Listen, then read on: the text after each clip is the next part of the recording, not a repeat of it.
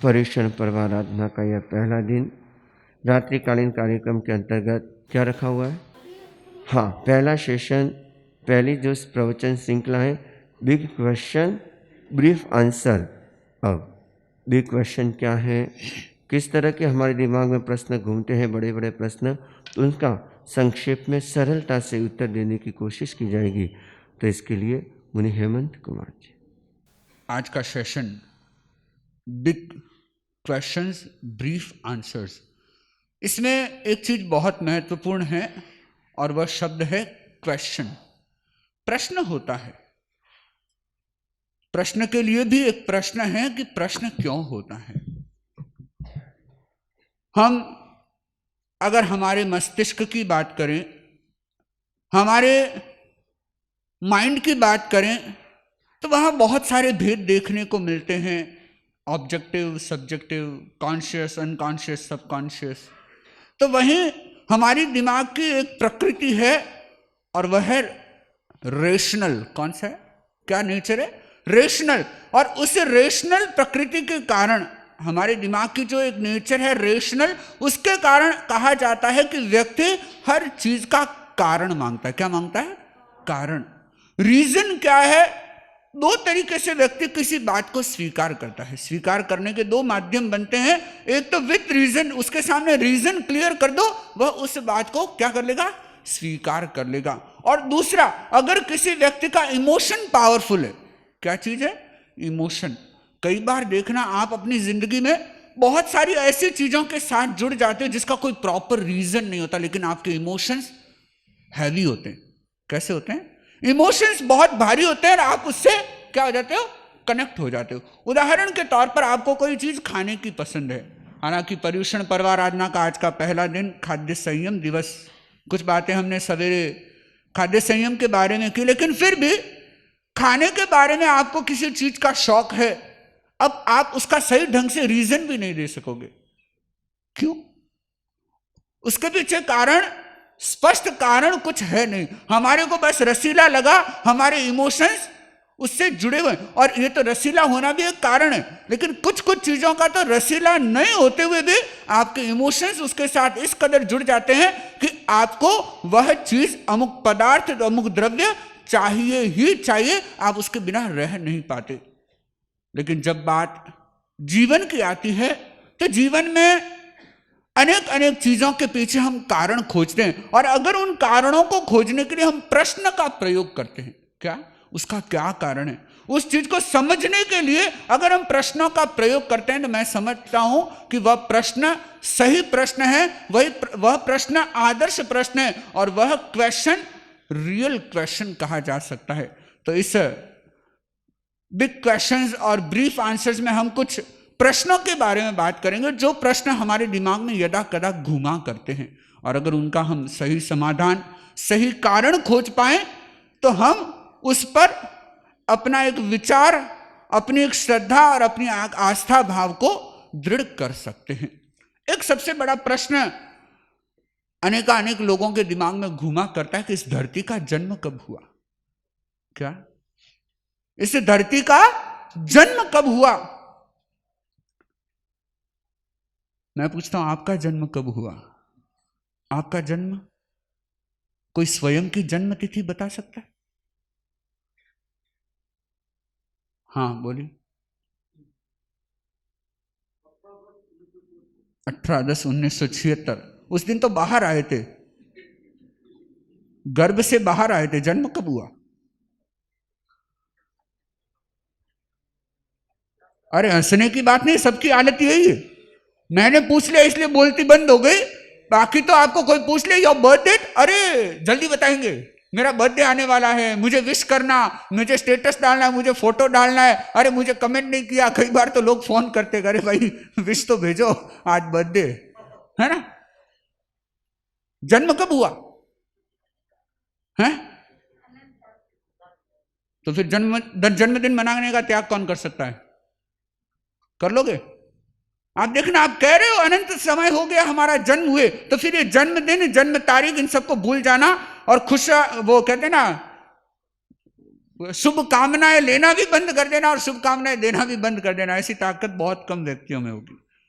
तो जैसा हमारे साथ है, इस शरीर की अपेक्षा और इस शरीर की अपेक्षा भी हम पूरा निश्चित नहीं कह सकते कि इस दिन मेरा जन्म हुआ।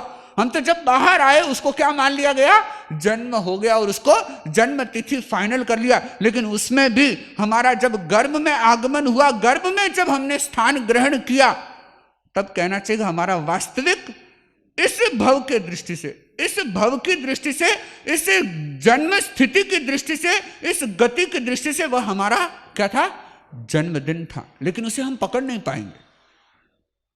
और अगर हम आत्मा की बात करें तो हम आत्मा का भी कोई जन्मदिन बता नहीं सकते। आपका भी जन्मदिन नहीं है और मेरा भी कोई जन्मदिन नहीं है। हाँ, आपकी शादी की सालगिरह हो सकती है, मेरा दीक्षा दिवस हो सकता है, लेकिन हमारा जन्म कब हुआ हम बता नहीं सकते। ऐसा ही इस पृथ्वी के बारे में, इस धरती के बारे में कहा जा सकता है। इस हम जो कहें ये तिर्यक लोग, दर्शन की भाषा में, जैन कॉस्मोलॉजी की दृष्टि से अगर हम देखें तो जिसे हम तिर्यक लोग कहते हैं, और उसमें भी ये जम्बूद्वीप, भरत क्षेत्र आदि जिन जिन नामों से हम इसे पुकारते हैं, उसका भी कोई जन्म नहीं हुआ।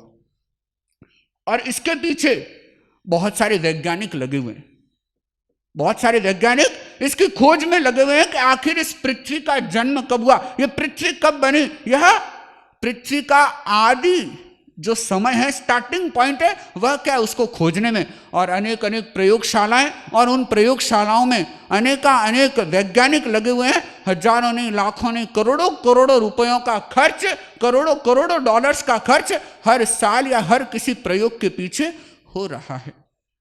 लेकिन अभी तक वे गॉड पार्टिकल खोज नहीं पाए। क्यों? क्योंकि है ही नहीं। जो चीज है नहीं उसको आप खोज नहीं सकते। और जिसे हम यूनिवर्स कहते हैं, जिसे हम ब्रह्मांड कहते हैं, और इस ब्रह्मांड को अपन एक शब्द में समझ सकते हैं, यूनिवर्स इज यूनिवर्सल। क्या है? Universe is universal. यह शाश्वत है, था, है और रहेगा।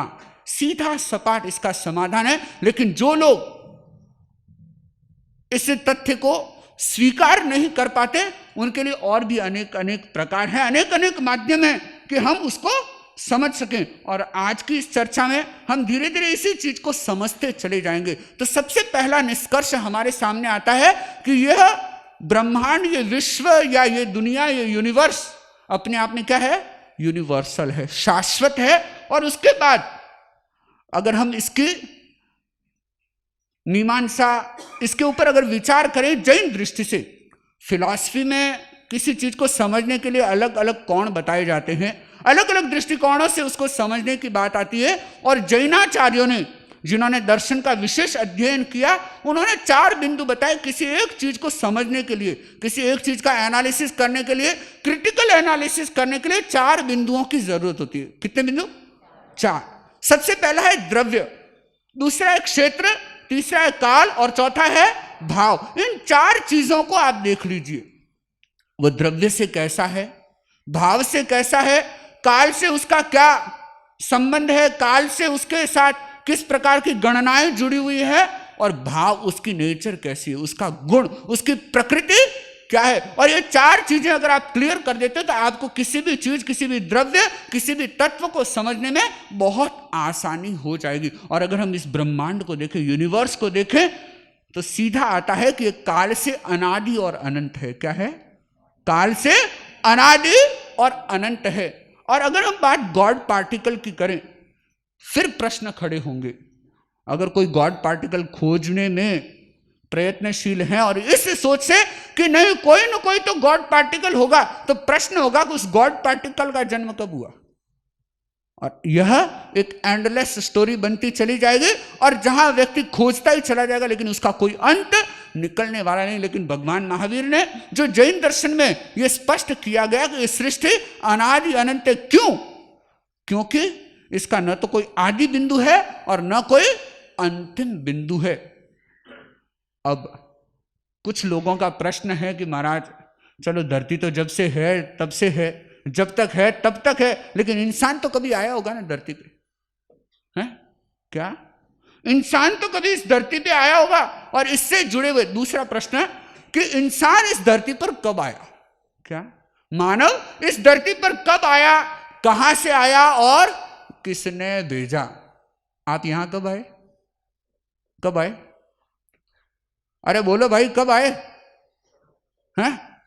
अरे यहां वासुपूज्य भवन के इस हॉल में हैं? अच्छा 9 बजे टाइम पे कौन है? 8:45 बजे अरतवन्ना प्रारंभ हो गई थी, 8:45 बजे कौन पहुंचा? ये पौषद वाले छोड़ दें। हाँ अच्छा, उससे ठीक है, सभी अपने अपने अनुकूलता अनुसार समय पर पहुंचे हैं। खैर, सभी का आने का समय अपना अलग अलग है। आप इस हॉल में आने का समय बता सकते हैं, लेकिन इस धरती पर यह मानव कब आया, इसमें भी बहुत सारे लोगों के विचार अलग अलग रूप में उलझे हुए। और एक बात मैं विशेष रूप से कहना चाहूंगा कि कई सारी चीजें ऐसी है जो हम बार बार सुनते हैं, शायद गलत भी होती है, लेकिन बार बार सुनने के कारण हम उसको क्या करते हैं? सच मान लेते हैं। क्या करते हैं? सच मान लेते हैं। उदाहरण के तौर पर अभी चंद रोज पहले एक भाई आया और वो मुझे बोला कि महाराज, ये धरती घूमती है या सूरज चांद घूमते हैं? मैंने कहा प्रश्न तूने बहुत जोरदार पूछा है। अब कोई सीधा कह दे कि धरती घूमती है तो आप कहोगे महाराज जैन दर्शन तो ये नहीं मानता, और कोई सीधा कह दे कि सूर्य चांद घूमते हैं तो भी आप नहीं मानोगे। मानोगे? नहीं मान पाओगे। इसके लिए अपने दिमाग में बहुत सारे उल्टे पुल्टे प्रश्न फिर खड़े हो जाते हैं। तो मैंने उस भाई से कहा कि देखिए, धरती घूमती है इसको मानने में हमको कोई हर्ज नहीं। क्या? धरती घूमती है इसको मानने में हमको कोई हर्ज नहीं। क्यों? क्योंकि भगवान महावीर ने जिन ज्योतिष देवों की बात की, ज्योतिष देव होते हैं देवताओं के 4 प्रकारों में एक प्रकार होता है ज्योतिष्क देव, और उन ज्योतिष्क देवों को जो आज की भाषा में सेलेस्टियल बॉडीज जिन्हें कहा जाता है, तो कहते हैं कि ग्रह, नक्षत्र, तारे, सूर्य, चंद्र, ये सब क्या है? ज्योतिष देव हैं। और इन ज्योतिष देवों में अनेक अनेक ज्योतिष देव ऐसे हैं जो घूमते हैं, और अनेक ज्योतिष देवों के विमान ऐसे हैं जो स्थिर हैं। तो आप इस पृथ्वी को घूमता हुआ मान लो तो हमको कोई ऐतराज नहीं। क्यों? भगवान फरमा गए क्या? क्या चीज फरमा गए? कि यह ग्रह नक्षत्र है, अलग अलग इनकी स्थितियां होती है, कोई घूमता है कोई स्थिर है, अलग अलग इनकी प्रकृति है। लेकिन यह बात जो जैन दर्शन में बताई गई कि जिस धरती पर या जिस भरत क्षेत्र में हम रहते हैं, वह भरत क्षेत्र अपने आप में स्थिर है। और आप कहेंगे महाराज इसको कैसे क्लियर करेंगे? इसको क्लियर करने के भी बहुत सारे उपाय अपने पास है, और उन उपायों में अब कई लोग कहेंगे महाराज धरती की तो फोटो आ गई अपने पास, है ना, जम्बूद्वीप की तो कोई फोटो भी नहीं है। आप कह सकते हो, आपके पास ये तर्क होगा, लेकिन फोटो किस चीज का है और कहां से लिया गया इसका आपको आइडिया है? निश्चय है। और इस धरती पर भी ऐसे ऐसे अनछुए पहलू हैं जिसका आज दिन तक वैज्ञानिकों को भी पता नहीं है। अनेक अनेक तथ्य, अनेक अनेक बिंदु ऐसे हैं जिसके बारे में वैज्ञानिक भी अभी निश्चय तक नहीं पहुंच पाए हैं। और वह उलझी हुई गुत्थी ऐसी है जो अपने आप में स्पष्ट करती है कि यह धरती जिस रूप में ये वैज्ञानिक कह रहे हैं उस रूप में स्पष्ट रूप से हमारे सामने क्लियर नहीं है। लेकिन भगवान महावीर ने जो इस धरती का, जो इस जम्बूद्वीप का स्वरूप बताया, वह अपने आप में कहा जाता है कि सपाट आकार का है। अनेक अनेक नदी, पर्वत मालाएं, अनेक अनेक समुद्र, असंख्य द्वीप, कितने कितने, ये सब चीजें हम अनेक बार सुना करते हैं। लेकिन इसके पीछे एक स्पष्टता है कि अगर हम इसे सपाट रूप में भी माने तो अनेक अनेक रास्ते ऐसे हैं जहां तक विज्ञान नहीं पहुंच पाया, जिसमें एक है बर्मुडा ट्रायंगल। और उस बर्मुडा ट्रायंगल की क्या गुत्थी है, क्या रहस्य है, उसे अभी तक विज्ञान हासिल नहीं कर पाया है। यह अनेक अनेक बातें ऐसी जो प्रमाणित करती है कि अभी तक विज्ञान की स्टडी भी क्या है? अधूरी। क्या है? अधूरी है। खैर, आप जैसे बोलने जाओगे तो बहुत सारे लोग कहेंगे महाराज ये तो हमें पढ़ाया जाता है। मैं फिर कहूंगा कि आपको जब 100 बार, 10 बार, 1000 बार कोई चीज पढ़ाई जाती है, 1000 बार किसी चीज को देख लेते हो, हम क्या मान लेते हैं? उसी को सही मान लेते हैं। लेकिन अभी भी वहां स्पष्टता नहीं है। लेकिन जो भगवान महावीर ने जो इस सृष्टि का स्वरूप बताया, तो उस अनुसार हम इस धरती को, जिस धरती पर हम रहते हैं, उसे स्थिर भी मान सकते हैं। क्यों? क्योंकि आप लोग अनेक बार सुन चुके होंगे सनसेट और सनराइज। सनसेट सनराइज सुनते हो ना? ये सूर्य उदय क्यों होता है? अगर धरती घूमती है तो सूर्य क्यों उगता है? अगर सूर्य चंद्र स्थिर है तो सूर्य उदय कैसे होगा? आप कहोगे महाराज धरती घूमती है तो वो सामने आ जाती तो प्रकाश हो जाता है, घूम जाती तो अंधेरा हो जाता है। अरे भाई धरती घूमती है तो धरती को घूमने का नाम दो ना। सनराइज सनसेट क्या होता है? घूमी है धरती तो धरती के घूमने का कोई नाम निर्धारित क्यों नहीं? ये अनेक अनेक तथ्य ऐसे हैं जो हमें चिंतन के लिए क्या करते हैं? मजबूर करते हैं। और वह स्पष्टता हमारे सामने होती है कि जो वीतराग दर्शन के अनुसार। अब फिर बात आती है कि भगवान महावीर ने जिन चीजों को स्पष्ट किया केवल ज्ञान की दृष्टि से किया। किस दृष्टि से किया? कैवल्य की दृष्टि से। और किसी भी वैज्ञानिक के पास केवल ज्ञान तो नहीं है। तो अब आप कहेंगे कि महाराज इस सृष्टि में इतने बदलाव, इतने परिवर्तन, इतने सब कुछ आते हैं तो लगता है कि एक दिन ये धरती नष्ट तो हो जाएगी। चलो इसका आदि बिंदु तो नहीं है लेकिन अंत बिंदु तो होना चाहिए। लेकिन फिर एक बात आती है कि इसका अंत बिंदु कैसे? आप देखिए कि कुछ चीजें ऐसी होती है जो शाश्वत होती है और कुछ चीजें ऐसी होती है जो परिवर्तनशील होती है। और उसमें जो लोग यह मानते हैं कि इस धरती का भी कभी जन्म हुआ, इस धरती पर भी कोई पहला मानव आया, और इसमें भी अलग अलग प्रकार की धारणाएं हैं। कुछ धारणाएं, कुछ दर्शन कहते हैं कि इस धरती पर सबसे पहले आदम आया। क्या आया? आदम। कोई कहते हैं इस धरती पर सबसे पहले मनु आया। कोई कहते हैं कि ब्रह्मा जी का मन नहीं लगा तो उन्होंने क्या किया? बहुत सारे रूप खड़े कर दिए। अब ये सारी चीजें प्रश्न की हो जाती है। अब जो लोग कहते हैं कि सबसे पहले जो ब्रह्मा जी हैं उनका मन नहीं लगा, मैं प्रश्न करता हूं कि अगर ब्रह्मा जैसे शक्तिशाली व्यक्ति का भी अगर मन न लगे तो आपके और हमारे लिए तो क्या कहोगे? हैं? और मन नहीं लगा, चलो कोई बात नहीं, तब ला दिया होगा, ला पटक दिया होगा सबको। अरे अभी तक मन नहीं लग रहा है क्या? अभी तो बहुत बढ़ रहे हैं, आउट ऑफ कंट्रोल जा रहे हैं, अभी तो कंट्रोल करो, ब्रह्मा जी को फोन लगाओ। और ये जो लोग ये मानते हैं कि ब्रह्मा ने इस संसार को बसाया है, वही लोग क्या कहते हैं? देख तेरे संसार की हालत क्या हो गई भगवान। आप सोचिए कि अगर उन्होंने इस समस्या का प्रारंभ किया है, इस समस्या को शुरू किया है, तो मैं कहता हूं सबसे पहले उनको कॉल करना चाहिए। क्या? कि इस समस्या को खत्म करो। और दूसरी बात, जो आदम को मानते हैं, कहते हैं कि स्वर्ग लोक से कोई फरिश्ते उतार दिए गए और उन फरिश्तों का ही ये मतलब परिवार बढ़ता चला गया, और ये परिवार आज हमारे सामने संसार के रूप में। मैं कहता हूं कि देवी देवताओं का शरीर जो होता है वह बिल्कुल भिन्न होता है। और जिस प्रकार का रिप्रोडक्शन यानी कि प्रजनन की शक्ति, क्षमता इंसान में होती है, वैसी प्रजनन की शक्ति देवताओं में नहीं होती।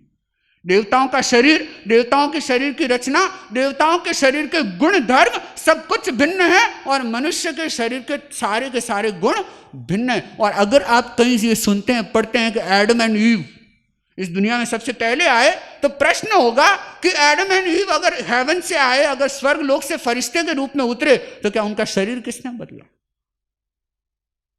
तो अनेक अनेक बातें जो आप सुनते आ रहे हैं, इन पर आपको विशेष रूप से चिंतन करना चाहिए। और शायद आप अलग अलग तरीके से, अलग अलग व्यक्तियों से सुनेंगे तो हो सकता है आपके मन में ये भाव जाग जाए, नहीं बात तो सच लगती है, लेकिन आप उसको अनेक अनेक तरीके से सोचने की कोशिश करना, और यह अपने आप में एक चिंतन पर, एक निष्कर्ष पर आप स्वयं पहुंच जाएंगे कि ये सारी बातें एक तरीके से समझाने के लिए किसी घटना, किसी स्थिति परिस्थिति को निर्माण किया गया, और ये चीज हमें समझाई जाती है। तो वहीं डार्विन साहब कहते हैं कि मनुष्य तो बंदर की संतान है। किसकी है? हाँ, मंकी। मानते हो? नहीं। फिर वहीं हर गति, जाति, हर प्रकार की योनि अपने आप में भिन्न होती है। एक योनि दूसरी योनि में बदल जाए ऐसी संभावना नहीं होती। हाँ ठीक है, किसी चीज का मिश्रण हो गया आदि, वे बातें कुछ अलग हो सकती है, लेकिन अगर हम मनुष्य को बंदर के रूप में अगर देखें, भाई बंदर था और मनुष्य बन गया, तो फिर आज के बंदर मनुष्य क्यों नहीं बन रहे? आज ऐसी कोई प्रजाति खोजिए जो बंदर से बदल करके मनुष्य बनने जा रही है। आने वाले 500 सालों बाद वो हो सकता है मनुष्य बन जाए, ऐसी कोई बंदर की प्रजाति मिल जाए तो देखना। ये नहीं, ये एक मान्यता एक खड़ी की गई। और इसकी संभावना क्या, ये जो चिंपांजी होते हैं, मंकी होते हैं, इनका कुछ बैठने का तरीका और इनके क्रोमोसोम जो हम कहें, इनका कुछ मिश्रण, इनका कुछ जो कहना चाहिए कि समीकरण जो मानव के आसपास का मिलता है। क्या मिलता है? मानव के आसपास का, मानव जैसा नहीं, मानव के आसपास का मिलता है। तो वहां वो एक संभावना सोचते हैं कि ऐसा कुछ हुआ होगा, ये रिवॉल्यूशन हुआ नहीं, ये इवोल्यूशन हुआ और वैसे ये मानव बन गया। लेकिन यह बात अपने आप में तथ्य परक नहीं है। और अब हमें यह समझने की जरूरत है कि यह जो मानव है ये कैसा है। मानव का भी अपना नेचर है। मानव जिसकी स्थिति परिस्थिति सब कुछ बदलती है, उसका नेचर, उसकी जीवन शैली सब कुछ बदलते बदलते वह डाउनफॉल की तरफ भी जाता है और कहां भी जाता है, राइजिंग, यानी कि वह बढ़ता भी चला जाता है। विकास के क्रम को भी प्राप्त करता है और ह्रास के क्रम को भी प्राप्त करता है। और इसके लिए हमें सही रूप में समझना होगा कि जीव है वह चैतन्य है। क्या है? चैतन्य। और अजीव है वह जड़ है। और दोनों का नेचर बहुत अलग अलग है। और अगर आप इन दोनों का नेचर समझ लें और दोनों के कार्य करने के तरीके समझ लें, दोनों के प्रोसेस को समझ लें, तो आपके सामने इस धरती के बारे में जो प्रश्न है, इस सृष्टि के बारे में जो प्रश्न है, वह भी समाप्त हो जाएंगे। और मानव क्या है, किस रूप में था, किस रूप में है और किस रूप में होगा, यह भी सारी गुत्थियां सुलझती चली जाएगी। अब आप देखिए कि जीव है, उसके इस संसार में रहने का एकमात्र कारण है कर्म। क्या है? कर्मों के कारण से यह जीव क्या किया, टिका हुआ है। बिना कर्म के ये जीव टिक नहीं सकता। और उसके साथ अगर हम बात करें जड़ की, पुद्गल, और पुद्गल का नेचर होता है गलना मिलना। क्या होता है? कोई चीज मिली तो उसका स्वरूप कुछ अलग बन जाता है, और कोई चीज अलग हुई तो उसका रूप स्वरूप बदल जाता है, जिसको साइंस में फ्यूजन और फ्यूजन कहते हैं। क्या कहते हैं? फ्यूजन और फ्यूजन। और ये दो चीजें ऐसी है जो अपने आप में यह चीज को स्पष्ट करती है। एक उदाहरण लेना चाहेंगे, आप एक धातु देखते होंगे, ब्रास। क्या देखते हैं? ब्रास। अच्छा, ब्रास अपने आप में कोई धातु है क्या? है? क्या है वो? एलॉय है, लेकिन किसका एलॉय है? ऐसे कैसे मान लेंगे एलॉय? कॉपर और कॉपर एल्यूमिनियम? नहीं। हाँ, कोई है? कॉपर और जिंक। बहुत सुंदर। कॉपर और जिंक दोनों का जब फ्यूजन होता है तब ब्रास बनता है। क्या बनता है? ब्रास। आप जो स्टील यूज करते हैं, वह स्टील भी क्या है? स्टील अपने आप में लोहा रूप में होता है, लेकिन उसमें भी कोई अन्य द्रव्य मिलाए जाते हैं, तब वह इस स्टील के रूप में, जो आप स्टेनलेस स्टील कहते हैं, ये जो अलग अलग रूप बनाए जाते हैं। तो यह चीज हमें समझने की होती है कि कई चीजें जब मिलती है तो उनका रूप स्वरूप बदल जाता है, और अगर टूट जाती है तो फिर उनका रूप स्वरूप बदल जाता है। और ऐसे इस धरती को हम देखें, अनेक अनेक चीजें जब अपने आप में एक अलग मिश्रण बनता है तो चीजें अलग रूप में बनती चली जाती है, और वह मिश्रण अगर छूटता है, टूटता है, तो रूप स्वरूप बदल जाते हैं। और इसमें जीव का और जीव के कर्मों का बहुत बड़ा रोल है। आप देखिए, हमारे कर्म हमारे कषाय को ट्रिगर करते हैं। किसको ट्रिगर करते हैं? कषाय को। आप इस प्रोसेस को समझने की कोशिश करना कि किस तरीके से इस धरती में भी परिवर्तन आते हैं और इस धरती के साथ साथ हमारे में भी परिवर्तन आते हैं। कषाय व्यक्ति किसके कारण से ट्रिगर होता है? कषाय। कषाय को कौन छेड़ता है, परेशान करता है? कर्मों के कारण कषाय प्रभावित होता है, और कषाय के कारण व्यक्ति किसी क्रिया में लगता है। लगता है कि नहीं लगता? क्रोध, मान, माया और लोभ। आप कोई काम लोभ से कर रहे हो कि नहीं कर रहे हो? कोई काम आप क्रोध से कर रहे हो, कोई काम आप माया से कर रहे हो, और कोई काम है मान से कर रहे हो। अलग अलग रूप में आपकी वे चीजें प्रभावित होती है बिकॉज ऑफ कर्म। और उन कर्मों के साथ आप फिर और कषाय के साथ चार चीजें और जुड़ी हुई है। आपकी खाने की संज्ञा। कौन सी संज्ञा? आहार। और दूसरा एक और होता है भय, डर। और तीसरा है मैथुन, और चौथा है परिग्रह। और ये तीनों चीजें एक दूसरे को प्रभावित करती है। कर्म कषाय को प्रभावित करता है और कषाय हमारी संज्ञाओं को प्रभावित करती है, और इनके एक हर व्यक्ति के जीवन में, हर व्यक्ति में अपने आप में इन सबके मिश्रण या प्रभाव अलग अलग रूप में देखने को मिलते हैं। और इसी कारण हर व्यक्ति की क्रिया अलग अलग है। कोई क्रूर है तो कोई शांत है, कोई उद्दंड है तो कोई बड़ा विनम्र है, कोई ग्रहणशील है तो कोई बुद्धू है, कोई संयमी है तो कोई पेटू है। सब अलग अलग तरह के लोग हैं, और ये अलग अलग तरह के लोग, अलग अलग तरह के दिमाग, अलग अलग प्रकार के काम करते हैं। उदाहरण के तौर पर महाभारत का युद्ध आप लीजिए, और उस महाभारत के युद्ध में दुर्योधन हर स्थिति में क्या चाहता था कि मुझे युद्ध करना है, और पांडव इतना कुछ झेल लेने के बाद भी शांति के लिए तैयार हो गए। कृष्ण ने उनको मनाया और वे शांति के लिए तैयार हो गए, लेकिन उस दुर्योधन के कर्मों ने, दुर्योधन के कषाय ने और दुर्योधन की उन संज्ञाओं ने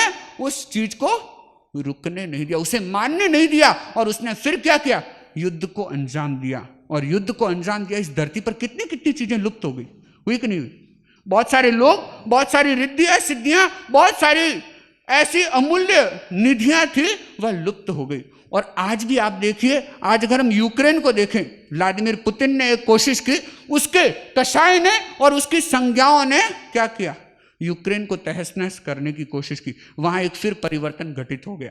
आज आप देखिए कि किसान वह भी लोभ में लगा हुआ है, और इस कदर कीटनाशकों का प्रयोग कर रहा है, उस धरती को क्या कर रहा है, खराब कर रहा है।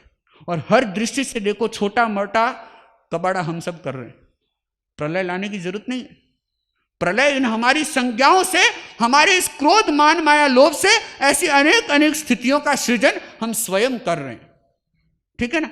और यह बहुत बड़ा परिवर्तन लाता है, और जब यह परिवर्तन आता है तो इसके साथ साथ मौसम प्रभावित होता है, और मौसम जब प्रभावित होता है तो वह फिर इस धरती के साथ कुछ और अनेक बदलाव हम देखते हैं। और ये सारे कारण किस चीज के बनते हैं, इसका उपजाऊपन, इसकी उर्वरता, इसकी पौष्टिकता, सब कुछ क्या होती चली जाती है, खत्म होती चली जाती है। लेकिन फिर एक समय आता है, क्योंकि जब हम काल की बात करें, अनेक अनेक बातें इसके साथ जुड़ जाती है, जिसमें एक है टाइम, काल, और काल का प्रभाव हर चीज पर पड़ता है। उदाहरण के तौर पर यह कपड़ा है, इस कपड़े को आप 100 साल, 200 साल, 500 साल के लिए स्टोर कर दीजिए, एक समय बाद ऐसा आएगा कि इसका एक एक रेशा आपके हाथ में आने लगेगा। किसने फाड़ा इसको, किसने यूज किया, नहीं, लेकिन समय के चलते इस पर प्रभाव पड़ा। तो व्यक्ति के कषाय का, व्यक्ति की क्रियाओं का, व्यक्ति के कर्मों का, व्यक्ति की प्रवृत्तियों का, व्यक्ति की संज्ञाओं का, और उसके साथ साथ समय का, इन सब का प्रभाव जब इस धरती पर पड़ता है या इस नेचर पर पड़ता है, तो बहुत सारा नकारात्मक चेंज आता है। और फिर जैसे जैसे ये स्थितियां बदलने लगती है, इन स्थितियों में फिर सुधार आने लगता है। आपने काल चक्र के बारे में सुना होगा कि एक तो डाउनफॉल, एक तो डाउनफॉल, और एक अपवर्ड चलता चला जाता है, एक असेंडिंग है, एक डिसेंडिंग है, एक गिरता क्रम है, एक चढ़ता क्रम है, एक घटता क्रम है, तो एक बढ़ता क्रम है। आप देखिए कि घटते क्रम में हर चीज घट रही है, तो वापस जब बढ़ रहे हैं ना, तो व्यक्ति जितना जितना संयमित हो रहा है, व्यक्ति जितनी जितनी अपनी अपेक्षाओं को कम कर रहा है, धरती की गुणवत्ता उतनी ही बदलती है और प्रकृति उतनी ही मेहरबान हो जाती है। और ये सारा का सारा चक्र जीव और अजीव, इस मिश्रण से, जीव और अजीव दोनों की योग, यानी कि दोनों के संबंध से होने वाली क्रियाओं से ये अनेक परिवर्तन हम इस सृष्टि में घटित होते देखते हैं। और जब ये कारण हमको सही रूप में समझ में आ जाता है, तो हम कह सकते हैं कि इस धरती में क्या आते हैं, बदलाव आते हैं। और इसी कारण ये चेंज का सर्किल चलता रहता है, ये उतार चढ़ाव का क्रम निरंतर जारी रहता है। तो हमारे दिमाग में ये जो कुछ प्रश्न है कि ये संसार कब से है, तो क्या समाधान देंगे आप? यूनिवर्सल है, अनादि अनंत है। और इस धरती पर मानव कब आया? आप कहोगे कि भाई मानव की बात तो कैसे मान लें? आप देखिए कि यह स्पष्ट है कि किसी देवता की शक्ति नहीं कि वह इंसान को पैदा कर दे, किसी पशु की शक्ति नहीं कि वह इंसान को पैदा कर दे। यह इसी रूप में ग्राफ क्या हो रहा है, आप अभी देख लें, अभी वर्तमान में देख लें, फर्टिलिटी का ग्राफ कहां जा रहा है, और ये स्थितियां और बिगड़ेगी, लेकिन समाप्त तो नहीं होने वाला। प्रजनन होता रहेगा और फिर एक बदलाव आएगा, वह फिर प्रजनन की क्षमताएं बदलेगी, वह स्थितियां, वह सारे दौर बदलते चले जाएंगे। तो ये ऊपर नीचे ये क्रम चलता रहता है, बनना बिगड़ना ये सारा काम चलता रहता है। तो किसी समय प्रजाति एक उत्कृष्ट नस्ल की बन जाती है और तो वहीं किसी समय प्रजाति अपने आप में बहुत कमजोर भी दिखने लग जाती है। तो मानव सदा था, है और रहेगा। हाँ, इसमें परिवर्तन जरूर आता रहता है। तो ऐसे अनेक प्रश्न जो हमारे दिमाग में घुमा करते हैं, तो कुछ प्रश्नों के बारे में मैंने आज आपसे चर्चा की है। समय रहने पर कल फिर और कुछ प्रश्नों पर, नए प्रश्नों पर हम चर्चा कर सकेंगे। मेरा विनम्र निवेदन मुनिश्री हिमांशु कुमार जी स्वामी से, कर्म हसावे कर्म रुलावे के लिए।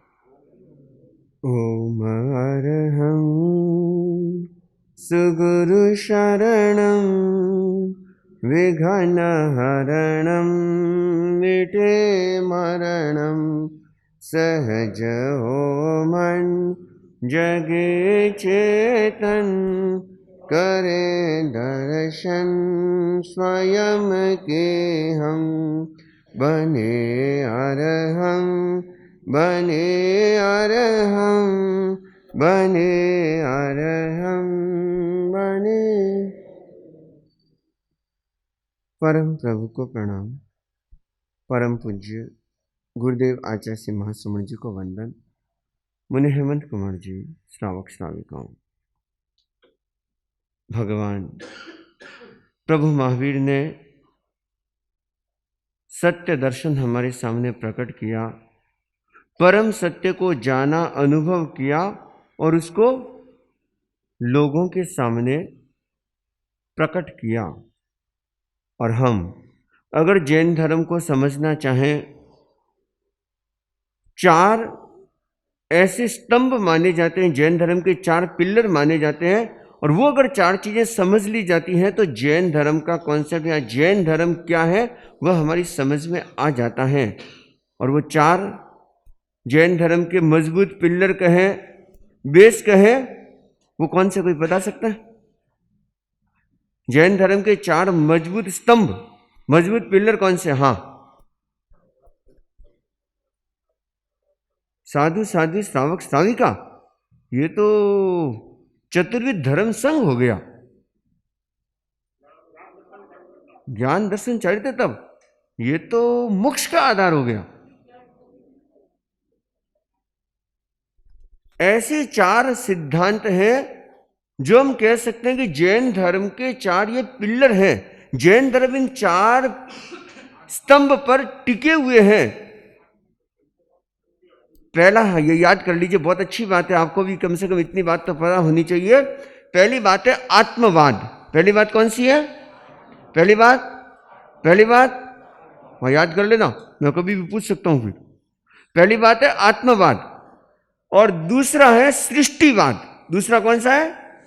जिसके बारे में अभी थोड़ी सी चर्चा की थी, ये सृष्टि कब से है, क्या है, कैसे बनी, ये भी एक बहुत बड़ा, भगवान प्रभु महावीर ने जो इसमें कॉन्सेप्ट दिया है वो बहुत बड़ी चीज है, बहुत अलग है। तो दूसरा है सृष्टिवाद। पहला कौन सा है? दूसरा, पहला, दूसरा, और तीसरा है कर्मवाद। तीसरा कौन सा है? तीसरा, पहला, दूसरा, पहला, तीसरा कर्मवाद, और चौथा है अनेकांतवाद। चौथा कौन सा है? अनेकांतवाद। और ये 4 ऐसे मजबूत पिलर हैं जिस पर जैन धर्म, जैन फिलोसॉफी टिकी हुई है।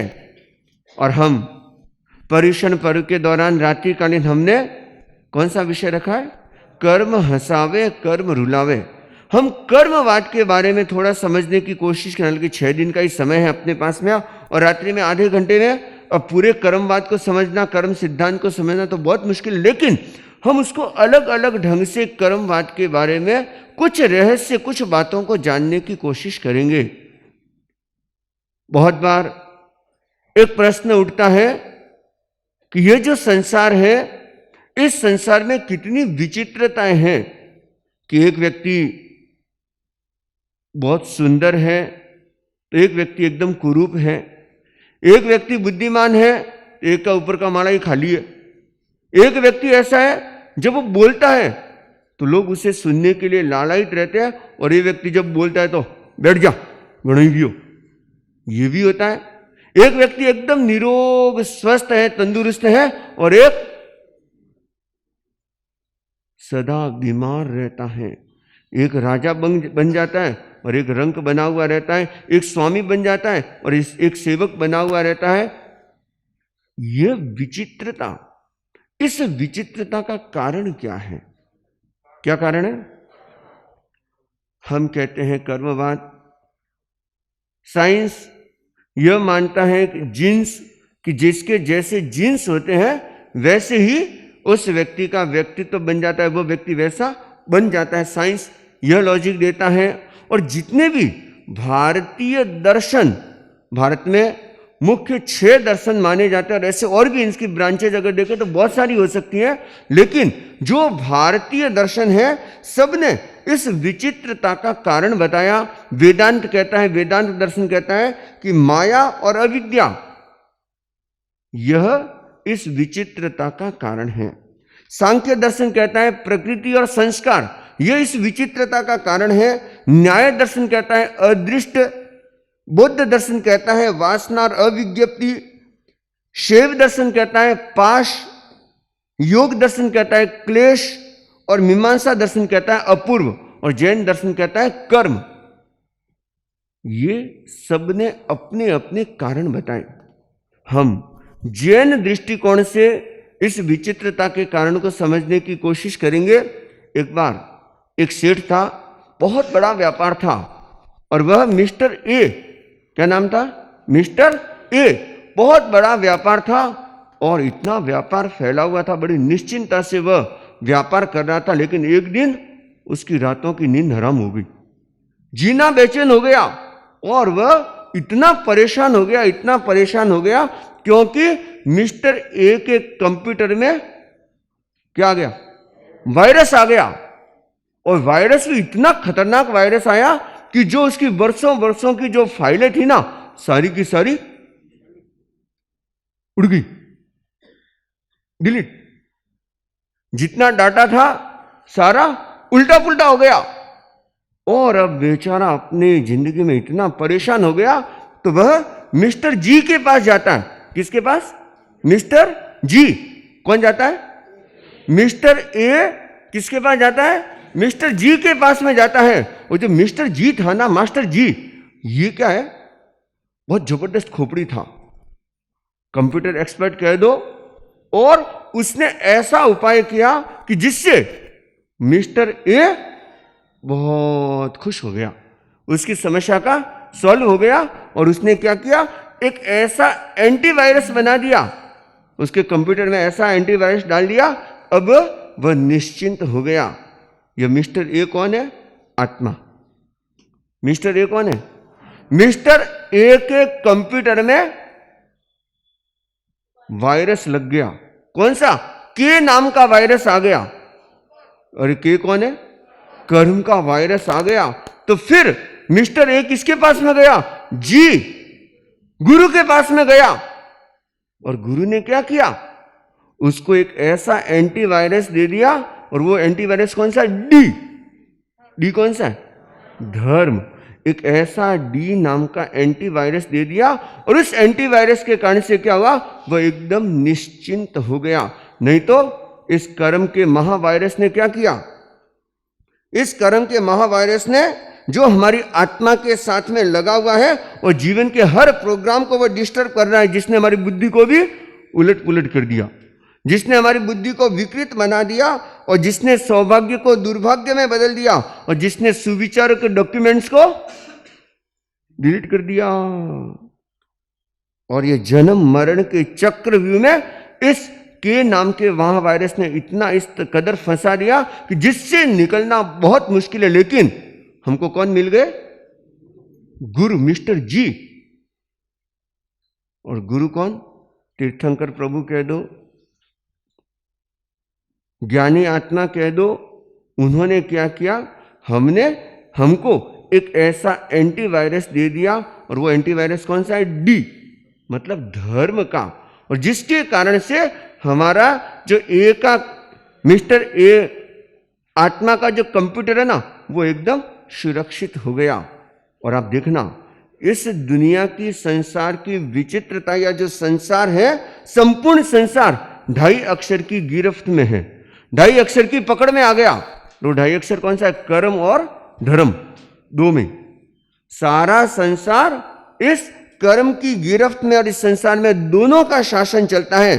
कर्म के वश में हर जीव है, किंतु हर जीव के वश में धर्म नहीं है। ध्यान रखना, कर्म के वश में हर जीव है, हर जीव कर्म के वशीभूत हो गया, लेकिन धर्म करना हर जीव के वश में नहीं है।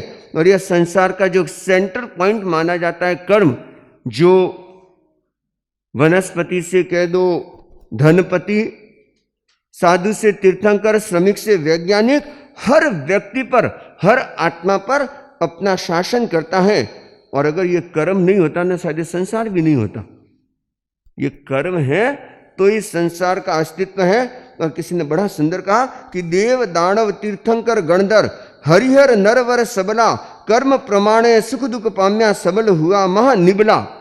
कि इस कर्म के कारण से जो भी बड़े बड़े महापुरुष हुए, लेकिन कर्म ने उनको भी चक्री चढ़ा दिया, उनको भी इस तरह से घुमाया कि निश्चित रूप से कर्म की शक्ति हमारे सामने प्रमाणित होती है। और कर्म है वह बंधन का प्रतीक माना जाता है, धर्म है वह मुक्ति का प्रतीक माना जाता है। यह जो संसार का केंद्र बिंदु, सेंटर पॉइंट जो है, अगर व्यक्ति इसको भेदना चाहता है, कर्म को अगर भेदना चाहते हो, कर्म से मुक्त होना चाहते हो, तो हमें किसको समझना होगा? कर्म विज्ञान को और धर्म विज्ञान को समझना होगा। यदि आपने कर्म विज्ञान को अच्छी तरह से समझ लिया तो, और धर्म विज्ञान को सही ढंग से समझ लिया, तो हम इस कर्म के प्रभाव से भी छुटकारा पा सकते हैं, कर्म के प्रभाव को भी खत्म कर सकते हैं। यह हमारी क्षमता है। कुछ दर्शन ऐसा मानते हैं कि आदमी ने जैसे कर्म किए वैसे ही भोगने पड़ेंगे, उन कर्मों को बदल भी नहीं सकते, उन कर्मों को चेंज भी नहीं कर सकते। जैसा आदमी कर्मों का बंधन करता है वैसा ही भोगना पड़ता है। और ये एक अपेक्षा से सही भी हो सकता है, हम इसको एकदम गलत नहीं कहेंगे, लेकिन एक अपेक्षा से। परंतु भगवान प्रभु महावीर कहते हैं कि तुमने, भगवान प्रभु महावीर का जो सिद्धांत है कर्म बंध और कर्म फल के बीच में एक ऐसा विज्ञान प्रभु ने सिखा दिया जो कर्म क्षय का विज्ञान है। कौन सा है? कर्म क्षय। और जिस व्यक्ति ने कर्म क्षय की कला सीख ली, वह व्यक्ति उन कर्मों को मैनेज भी कर सकता है, उन कर्मों को शून्य भी कर सकता है। और कहते हैं कि जो कर्म विज्ञानी होता है, अर्थात कर्म के विज्ञान को वो जानता है ना, वह व्यक्ति कभी भी रोते रोते कर्मों को नहीं भोगता। और जो कर्म विज्ञान को नहीं जानता, वो क्या करता है? वो रोते रोते कर्मों को भोगता है, या उन कर्मों के ऐसा वशीभूत हो जाता है कि कर्म का एक छत्र अधिकार हो जाता है। परंतु जिसने कर्म विज्ञान को जान लिया, समझ लिया, वह कभी भी रोते रोते कर्मों को नहीं भोगता। वह उन कर्मों को बदलने की भी हिम्मत रखता है, वह उन कर्मों को चेंज करने की भी समझ रखता है। और यही कर्म विज्ञान को समझने का परिणाम है। एक बहुत बड़ा गड्ढा है और एक अंधा आदमी जा रहा है। आगे क्या है? गड्ढा। कौन जा रहा है? अंधा आदमी जा रहा है। अब क्या होगा बताओ? क्या होगा? गड्ढा है, अंधा आदमी जा रहा है, तो क्या परिणाम आएगा? वह उस गड्ढे में गिरेगा। और एक आंख वाला व्यक्ति जा रहा है, जिसको आराम से दिखता है, वह व्यक्ति भी जा रहा है। अब उसके सामने क्या होगा बताओ? गड्ढा है, अंधा आदमी जा रहा है, तो निश्चित है कि वह क्या होगा? गिरेगा। लेकिन एक आंख वाला व्यक्ति है और वो जा रहा है, तो क्या होगा? उसके सामने क्या ऑप्शन हो सकते हैं बता दो? एक ऑप्शन हो सकता है कि वह बच के निकल सकता है, साइड से जा सकता है, एक ऑप्शन। और है वह अनजाने में कह दो कि जानबूझ के कह दो। औकात है हम तो छोटो ही जो गड्ढो है तो अनजाने में कठू गिरी भाई, या वो गड्ढे में गिर भी सकता है, चाहे वो जानबूझ के गिरो कि कैसे भी गिरो, गिर भी सकता है। दूसरा ऑप्शन। और क्या हो सकता है? हाँ, तीसरा ऑप्शन क्या है? वह गड्ढे को भर भी सकता है, मिट्टी डाल करके उस गड्ढे को भर दिया, उस गड्ढे को भर दिया, ये तीसरा ऑप्शन। और क्या कर सकता है?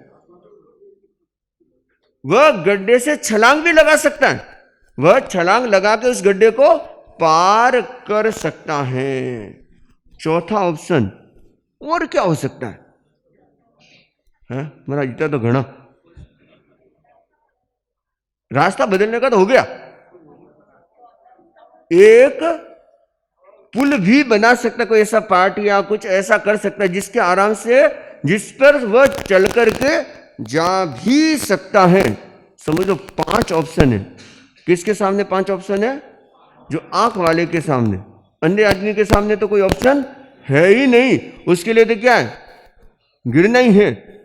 अब कोई पकड़ के पार पहुंचा दे तो अलग बात है, लेकिन सामान्यतः उसका तो गिरना निश्चित है। लेकिन जो आंख वाला व्यक्ति है उसके सामने 5 ऑप्शन है। पहला ऑप्शन क्या है? साइड से निकल सकता है। दूसरा ऑप्शन क्या है? गड्ढे को भर सकता है। तीसरा ऑप्शन क्या है? छलांग लगा सकता है। चौथा ऑप्शन क्या है? पुल बना सकता है। 5वां ऑप्शन क्या? वह भी जानबूझ के उसमें गिर सकता है। हमारे सामने ये संसार का गड्ढा है, और जो व्यक्ति कर्म विज्ञान को नहीं जानता ना, वो तो क्या करेगा? निश्चित रूप से इस संसार में भ्रमण ही करेगा, उस संसार के गड्ढे में सदा डूबता जाएगा। लेकिन जिसने कर्म विज्ञान को जान लिया, नहीं जाना तो चाहे बोले आंख वाला क्यों न हो, वो भी गिरेगा। लेकिन जिसने जान लिया तो उसके पास में 4 ऑप्शन है कि जब कोई कर्मों की ऐसी स्थिति आती है तो उस समय क्या हो सकता है? वह साइड से भी निकल सकता है। यह हमारी क्षमता है, यह हमारी ताकत है कि हम चाहें उन स्थिति को, कर्मों की स्थिति को भी कंट्रोल कर सकते हैं। यह हमारी बहुत बड़ी क्षमता है। इसीलिए भगवान प्रभु महावीर कहते कि तुम कर्म विज्ञान को जान लो, तुम कर्म के रहस्यों को जान लो। और अगर कर्म के रहस्यों को जान लिया ना, तो देखना अपने आप हम कितने कितने दुखों से बच सकते हैं। यह जो विषय रखा हुआ कर्म हंसावे कर्म रुलावे, ये कर्म क्यों हंसाते और क्यों रुलाते हैं? अगर आदमी कर्म विज्ञान को समझ ले तो रोना जरूरी नहीं है, हम हंसते हंसते भी आराम से इसको पार कर सकते हैं। परंतु कर्म की जो विचित्रता है, कर्म की जो शक्ति का प्रभाव है, वो हमारे जीवन पर एक छत्र राज कर रहा है। क्योंकि इस दुनिया में 2 ही राज चलते हैं, या तो कर्म का राज चलता है या धर्म का राज चलता है। लेकिन धर्म का राज कहां चलता है बता दो? कौन से क्षेत्र में चलता है धर्म का राज? क्या? तो देखो ही करो, अढ़ाई द्वीप। धर्म का राज कहां चलता है? अढ़ाई द्वीप में चलता है। कर्म का राज पूरे 14 रज्जु लोक में कर्म का राज है। लेकिन धर्म का राज तो सिर्फ और सिर्फ अढ़ाई द्वीप। ये अढ़ाई द्वीप क्या होता है? कहीं के लिए शायद पहली बार जिंदगी में सुना होगा कि अढ़ाई द्वीप क्या होता है। पहला जम्बू द्वीप, दूसरा धातकी खंड, और तीसरा अर्ध पुष्कर द्वीप। ये 2.5 द्वीप, हालांकि थोड़ा सा जैनोलॉजी से संबंधित हो गया, टेक्निकल हो गया कुछ बातें, फिलोसॉफिकल, लेकिन ये भी बेसिक कुछ बातें समझनी जरूरी है कि ये 2.5 द्वीप कहे जाते हैं जहां पर मनुष्य रहते हैं और जहां धर्म कर्म साधना करके मोक्ष की प्राप्ति कर सकते हैं। और सिर्फ 2.5 द्वीप ही ऐसे क्षेत्र हैं जहां से हम मोक्ष को प्राप्त कर सकते हैं। उसके अलावा कोई ऐसी जगह नहीं है जहां से मोक्ष जा सके। मोक्ष जाने का और कोई स्थान नहीं है। ये सिर्फ और सिर्फ कौन सा स्थान है? अढ़ाई द्वीप। तो अढ़ाई द्वीप के नाम बोल दो एक बार वापस। पहला जम्बू द्वीप, दूसरा धातकी खंड, क्या बोलेंगे? धातकी खंड, और तीसरा है अर्ध पुष्कर द्वीप, कि जहां तीर्थंकर भी होते हैं, जहां साधना करके मोक्ष को प्राप्त भी कर सकते हैं। तो यह धर्म का राज कहां पे चलता है? इस अढ़ाई द्वीप में। लेकिन धर्म का राज तो कितना चलता है? और अढ़ाई द्वीप में भी कहां चलता है पूरा? कर्म का तो एक छत्र राज चलता है पूरे 14 लोक में, 14 रज्जु में। लेकिन धर्म का राज तो बहुत मुश्किल, कि धर्म का राज करना, धर्म को समझना भी हर किसी के वश में नहीं है। परंतु कर्म और धर्म को समझ करके, कर्म विज्ञान को और धर्म विज्ञान को समझ करके हम अपने आप को कर्मों के प्रभाव से बचा सकते हैं। हम कर्मों को मैनेज भी कर सकते हैं। तो हम कैसे कर्मों को मैनेज कर सकते हैं? कैसे कर्मों के प्रभाव से अपने आप को बचा सकते हैं? और एक प्रश्न उठता है कि इस दुनिया में सर्वशक्तिमान कौन है? क्या प्रश्न उठता है? सर्वशक्तिमान इस दुनिया में कौन है? इस दुनिया में बलवान व्यक्ति कौन है? ये भी ऐसे हमारे दिमाग में कई बार प्रश्न उठते हैं। तो सर्वशक्तिमान कौन है? हम क्या सर्वशक्तिमान कर्म है? क्या सर्वशक्तिमान आत्मा है? या सर्वशक्तिमान और कोई पावर है? इससे भी ऊपर कोई बड़ी पावर है? हम इसके बारे में कल हम बातचीत करेंगे। और जो कर्म हंसावे कर्म रुलावे, ये जो कर्म विज्ञान है, हम इसके बारे में और आगे समझने की कोशिश करेंगे।